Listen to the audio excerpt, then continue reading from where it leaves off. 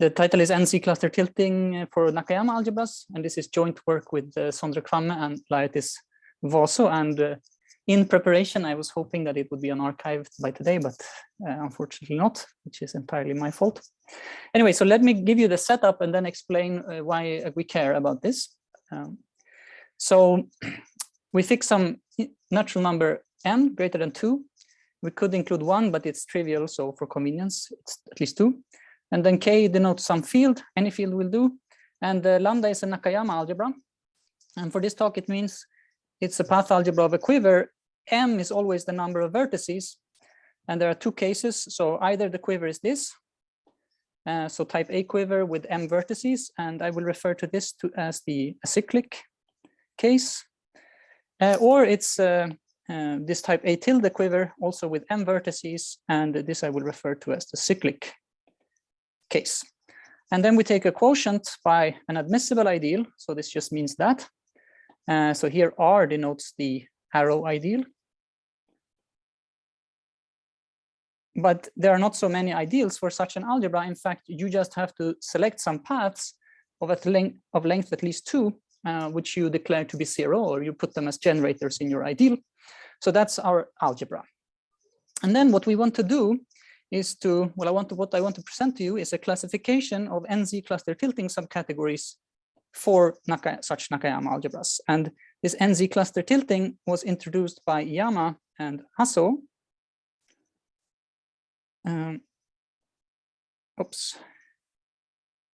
And let me say something briefly about what it means. So we should have a subcategory, and it should coincide with all the modules satisfying this X vanishing. And it should also coincide with all the modules satisfying, in some sense, the opposite X vanishing. So I always say that this is like having a scale with 3 bowls, and you're trying to balance all 3. So typically it won't work, but it can happen. And then we make it, so this is just the notion of n-cluster tilting. nZ-cluster tilting is when you add this stronger condition.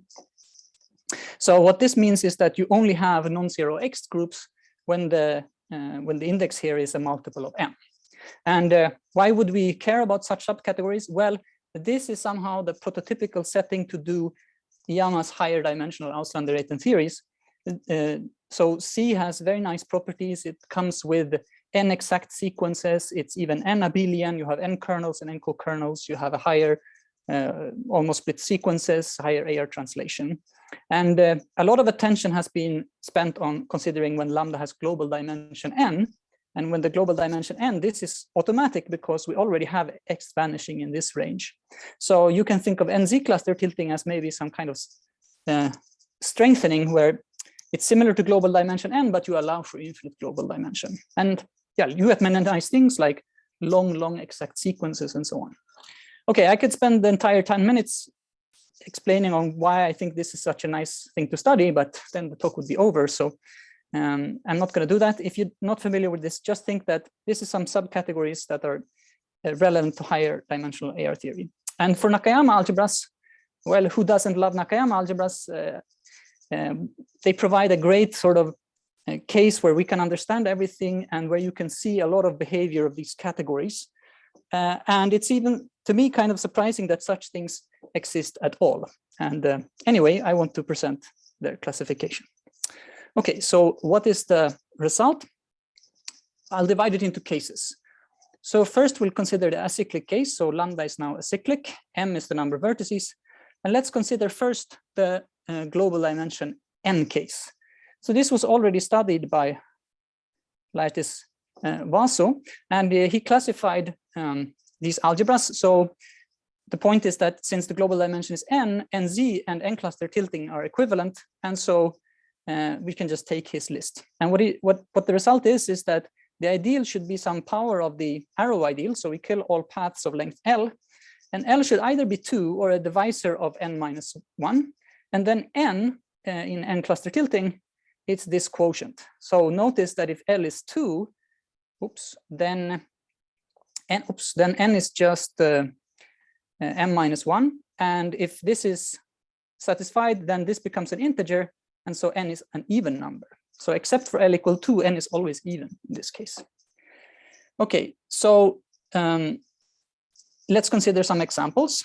So here are two examples. Lambda 1, I pick m equal to 7, so m minus 1 is 6, 3 is a divisor, and then if you plug this here, you get 2 times 4 divided by 2, so that's 4. So this should have a 4 Z-cluster tilting subcategory. So we have 7 vertices, we have these 0 relations, and here is the air quiver of the module category. And inside here, you find that you have an n-cluster tilting subcategory, which is just the projectives and the injectives. So it looks like this.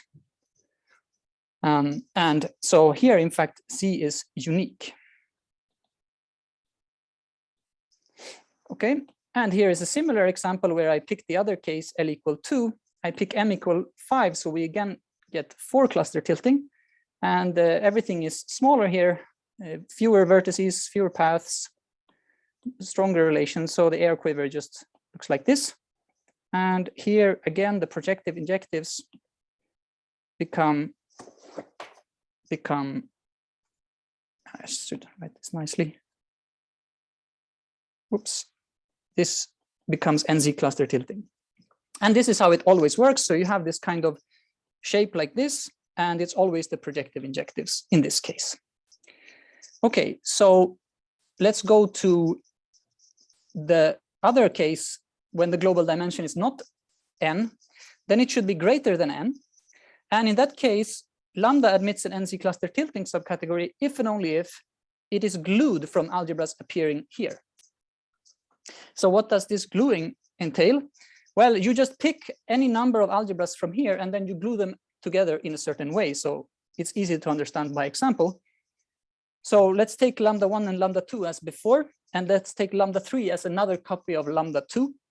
And then gluing them just means this. So here you have lambda 1, here you have lambda 2, and lambda 3 is identical.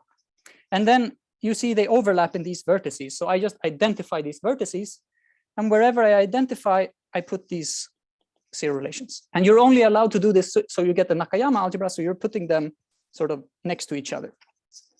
And we, as I said, we put these 0 relations, and the effect is that the module category has an AR quiver, which is just obtained by similarly gluing those AR quivers.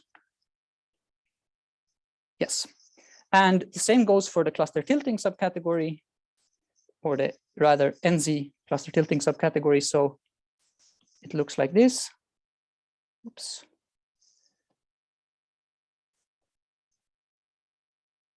Okay. So it's also glued in the same way, kind of. Oops. Yeah. Okay. It'll have to be like that. So here, C is also unique in this case.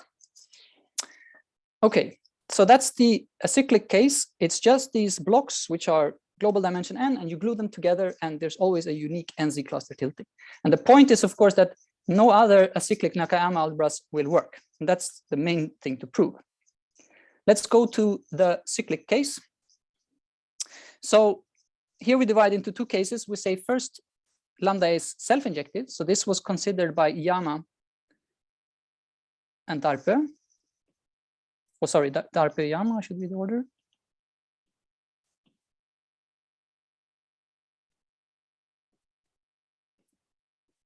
And they actually classified all n-cluster tilting subcategories in this case. And so we go through and check when it's nZ. And again, homogeneous relations are necessary for this. And then L is either 2 or m plus 2, and n is a divisor of m. Let's consider a quick example. So I picked some numbers here to make this work. So 6, 3 is a divisor, and then 3 plus 2 is 5. And here is the AR quiver. And what is the n-cluster tilting subcategory here? You pick any simple module, and then you proceed like this. You go up here, then here, then here. And then when you come down, you see you return to where you started. This is because of these conditions. And then you need to add projective injectives on the top. So here, C is not unique. Not unique.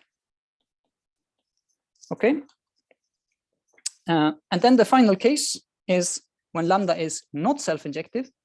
Then it turns out it admits an nZ-cluster tilting subcategory if and only if lambda is self-glued from some algebra appearing in 1.2. So these are these which are already glued together. And what does self-glued mean? Well, let's take this algebra that we constructed before that was glued together from 3 algebras. And self-gluing just means, well, take these 2 vertices that remain and identify them. So this is now identified with this, and we put a final 0 relation. So we glue things together and then finally self-glue. And then we get a cyclic Nakayama algebra. And here it works similarly to before, that the cluster tilting subcategory again just glues together and becomes nZ-cluster tilting here as well. So here C is unique. So it's kind of interesting that you have the self-injective ones. For them, it's not unique. You have, in fact, exactly n nZ-cluster tilting subcategories. And for the others, it's unique. And then I'm already out of time, but maybe 1 minute to show you what happens on the singularity category. So it turns out that these algebras in 2-2, they are not Iwanaga-Gorenstein. But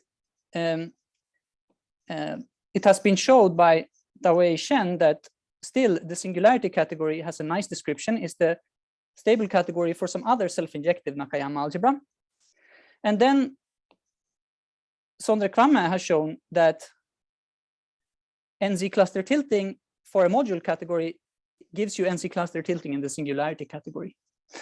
And so one can ask then, well, what happens in our case? And I just finish with this one example.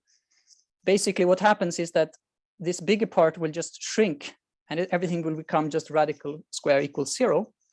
And what I want to just say is that even though this one has a unique nZ-cluster tilting subcategory, this one does not, because here there's an obvious auto equivalence that you can translate by. So you have n, which in this case is 4 different 4 Z-cluster tilting subcategories here.